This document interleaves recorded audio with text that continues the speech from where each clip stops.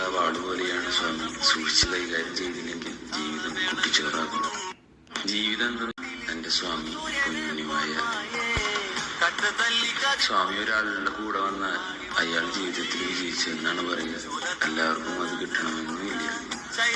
ഇരുഭാഗത്തും മൂർച്ചയുള്ള വാട് പോലെയാണ് സ്വാമി. സൂക്ഷിച്ച് കൈകാര്യം ചെയ്തില്ലെങ്കിൽ ജീവിതം കുട്ടിച്ചോറാകും.